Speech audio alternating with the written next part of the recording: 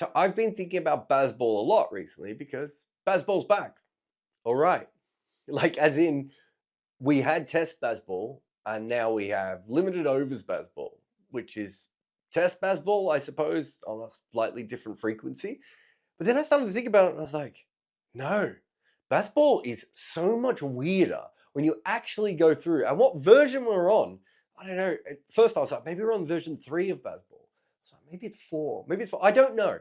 So through this video, I'm going to try and work out just how many Bazballs we've had, what Bazball actually is, where it came from, and how we ended up all the way back at the start again. Want to have live chats with me or just connect with other cricket fans on Discord that also enjoy my content, or a few AMAs? Maybe you want early podcast episodes or ad-free content, or want to receive my emailer. You can get all of this on our Patreon, plus a little bit of behind the scenes stuff as well. Huge thanks to everyone who has supported us on Patreon so far. You are all part of this channel's success. So Bazball, the phrase, is obviously from Andrew Miller at Cricinfo. But by that stage, it was already a Brendan McCullum style cricket. Like, we're all aware of that. So you almost have to go back to actually Brendan McCullum for a moment here, right? The Baz in Bazball. And it's very interesting to think back that at one stage, he was fighting for a spot in his side to Luke Ronchi. He wasn't always making runs. I think everyone knew how talented he was, but it wasn't always working all the way through. And then when they had a chance of making Brendan McCullum captain, after he'd actually finally got that position and was fairly solid within the side, he asked to be captain. And of course, he did not get the captaincy. Then he kind of just took the captaincy from Ross Taylor in what was a bloodless coup, although some people would say it wasn't particularly bloodless. But then New Zealand went to South Africa and they had just like the worst time. It was really, really bad. So they all got together, the players, and they were like, well, what are we doing? Are we going to become freelance players in franchise cricket? Are we going to take New Zealand cricket seriously? And they completely changed and they went all in on a method that I suppose now we would call Bazball. But it did take a little while to sort of come together. There were lots of different facets that needed to happen. Like McCullum had to eventually give up the gloves. And most importantly was Neil Wagner, who at that stage, no one really had a theory that Neil Wagner was about to become one of the more important cricketers in the world. But he kind of became that because he was playing against India in one match. He was struggling to get wickets conventionally, and so they went with short pitch bowling. But of course, lots of people had tried short pitch bowling before. What Neil Wagner did was bowl incredibly long spells of short pitch bowling.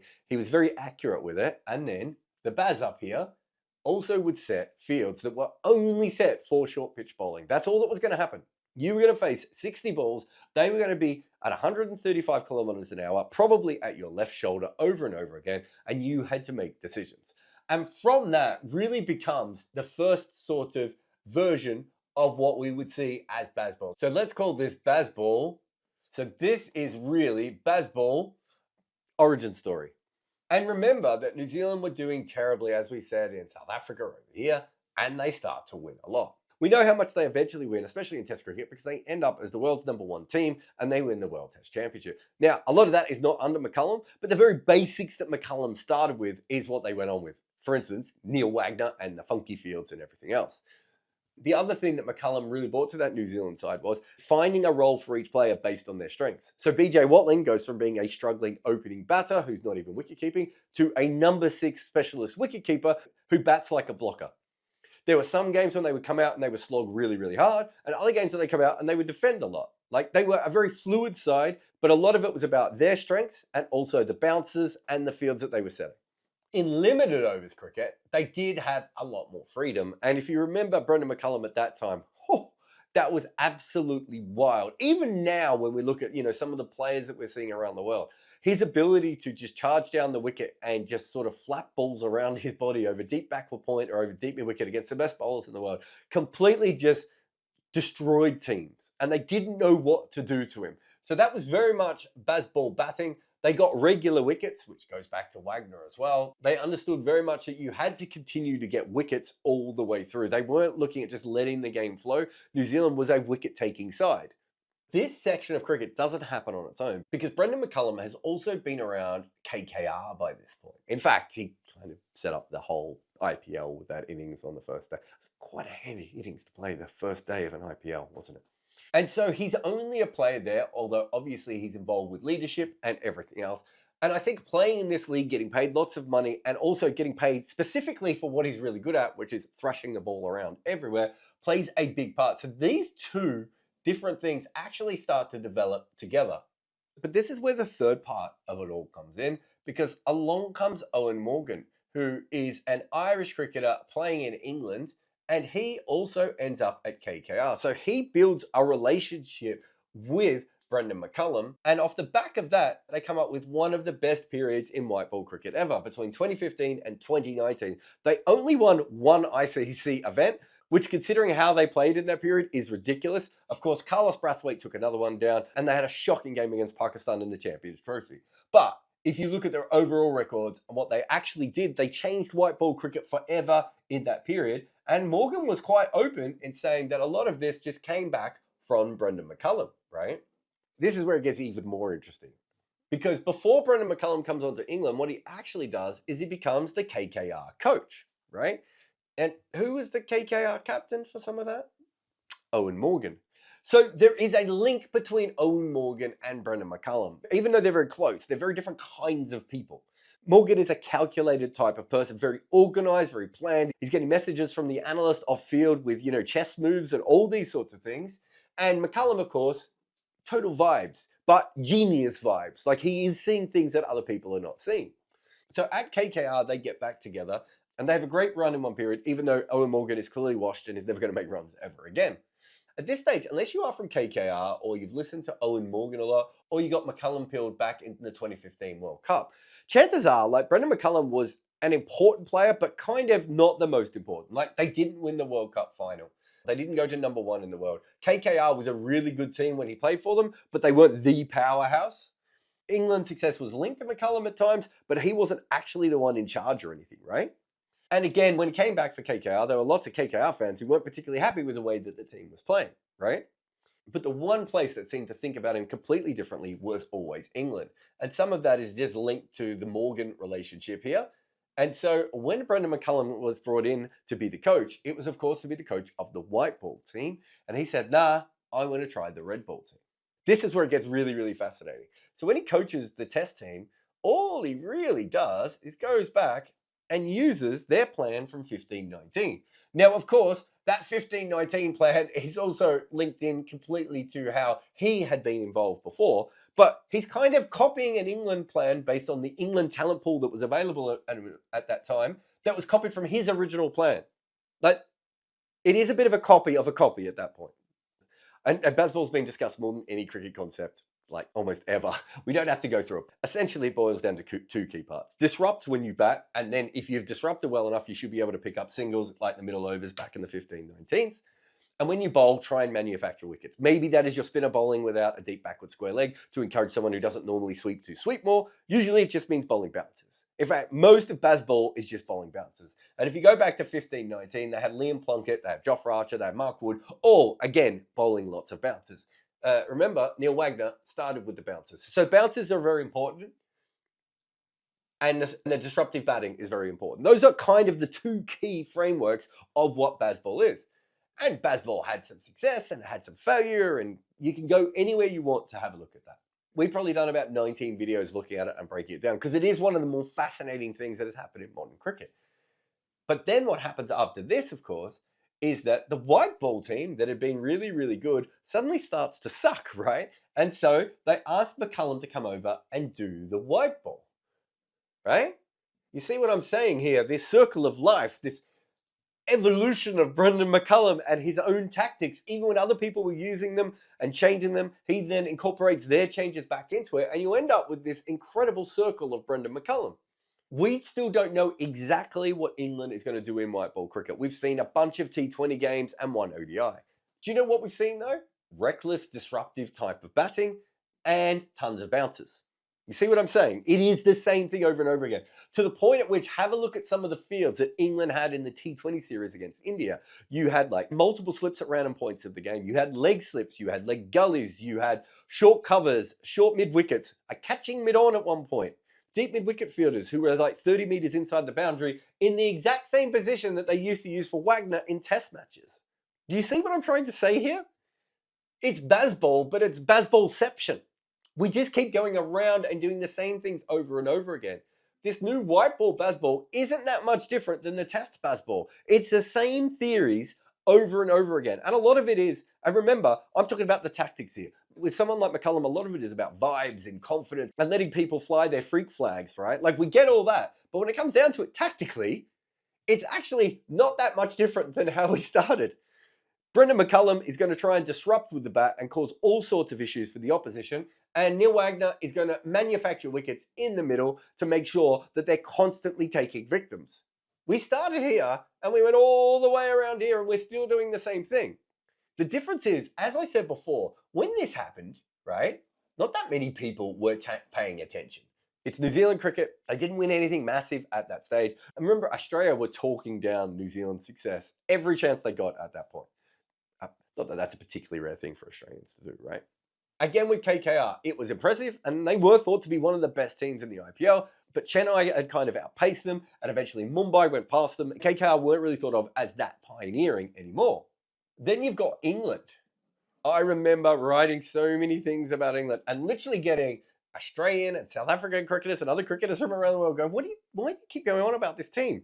It's England. They're going to stuff it up. Everyone thought this would work. The 2016 T20 World Cup, the 2017 Champions Trophy. And then they got to 2019. And to be honest, considering how dominant they had been in white ball cricket, they only just got over the line. And, by, let's say, the barest of margins in that game as well. Like at every single opportunity, England didn't dominate unless they were in a bilateral. And then they just pounded everyone in the face.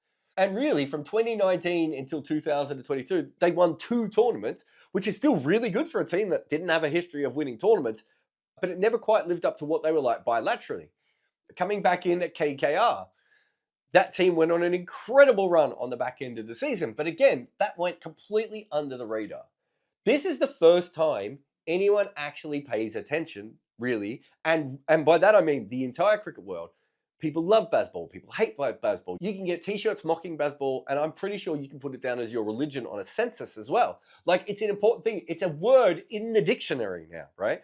Bazball is a word that means something in the dictionary, not just a word that Andrew Miller threw out because he had a column due. And because it becomes the most talked about, the most thought about, obsessed over, ridiculed, promoted, discussed, argued, whatever concept in modern cricket, everyone knows exactly what Bazball is, probably more so than any other time, right? By the time we get here, we all know what it is. Even if some of us sort of still misunderstand it at times and people get a little bit too excited or whatever else, we basically know what Bazball is going to be, right? Like, look at what the Australians did when they played that test series against them. They put their fielders out on the boundary early on and went, okay, now you're going to have to play a slightly different kind of cricket.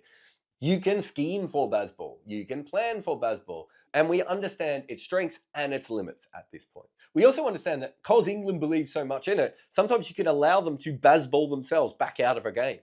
And that all brings us back here, right? So let's just go through. I think this is obviously the first version of Bazball.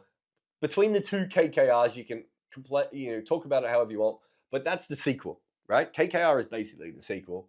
England's version, even if Baz is not involved, is clearly the 3rd incarnation at that point. Then you have the actual Bazball itself is weirdly, by that stage, already the 4th time we've seen that concept. And now, watch England with their bouncers and their slogging and their weird field settings, and we know that we are in the 5th version of Bazball. But everyone knows what that is. It is a copy of a copy of a copy of a copy by the time we have got here. England are essentially mailing their plans in. But one of the main problems that they have at the moment, if you come all the way back to this section, right? This is probably when England used Bazball the best, even if Baz wasn't around. And part of the reason they were so good in this period is that they had 2 quality spinners and they had a bunch of people who could play spin. By the time they got here, their ability to bowl spin and play spin had almost completely disappeared. They've tried to disrupt as much as possible, and they stole a test in India doing it, but we've also seen the limitations of that, and Pakistan embarrassed them of recent times. Now they're back trying to play spin again, and we can see that they don't have it. So the genius of Bazball and Brendan McCullum has always been to highlight your strengths and ignore your weaknesses. How do you do that when just playing spin or bowling spin is one of them, right? That's a hard thing to overcome. to work through to Bazball. So you have the fact by the time India play, there isn't a young Indian player who hasn't even casually seen this. Sanju Samson was getting ready for the pull shot sometimes before the bowler had the ball in their hand, right? Like everyone knows what they are going to do. When Phil Salt comes out, everyone is aware the kinds of shots that Phil Salt is going to play. The reverses that Ben Duckett is going to do. The running down the wicket. All those different things that England do are now a lot more normal. When this happened, especially when it was taken from limited overs cricket to test cricket, this was like being punched in the face by a right-hand lead by a boxer. Even if someone tells you they're going to do it beforehand, it's such a weird thing to have happen that it catches you off guard. And if they hit you in the face, they've hit you in the face. And that's what a lot of Bazball's early success was built on. What they are doing now, there's no surprise anymore. All that surprise is completely gone. I assumed that when England got in white ball cricket, they would bowl more 90-mile-an-hour bowlers, they would bowl more bouncers, and they would up the explosiveness. And they were pretty explosive back here, and even in the period when they were failing after that, they were pretty explosive all the way through. Like, we know exactly how England is going to play cricket. And that's one of the most fascinating things about all this, because its main success came from surprise, even if there are lots of tactical nuggets within it. But if you can't play spin, and everyone else knows exactly how you're going to play, watch India in those T20 games. Even when they got behind, they waited for England to take chances that they didn't need to take. Because everyone knows how England is going to play. They tell us every chance they get. Bazball the term, that's new. Bazball the cricket, oh, we've done it. We've got a prequel. The cult film that no one watched. The sequel that's often been forgotten. The spin-off. The surprise smash hit of the franchise. And white ball Bazball, or as I've started calling it, Mission to Moscow. Because, which is everything we've ever seen before, right? It just has fewer stars. South Africa did not choke. In 1906, South Africa needed 284 to win. They'd only passed 100 in half their test innings at that point. At 105 for 6, it seemed impossible. They fought back but lost another flurry, leaving 45 to win with 1 wicket in hand. At the crease was Dave Norse, who was a capable batter, and he was joined by Percy Sherwell, the only debutant captain keeper and number 11 in Test cricket history. And these two were doing it. A huge crowd in South Africa cheered on every single run. With 8 left, Sherwell edged between slips for 4. Straight after, Norse ran a 3. England bowled 3 dots. All they needed was 1 wicket to tie. Instead, a leg side full toss, boundary, game over. This was Test cricket's first 1-wicket win, and the last partnership was a record for almost 100 years. But it was also something else. This was the first Test match that South Africa had ever won. Buy my book on Amazon, Overthrowing Cricket's Empire.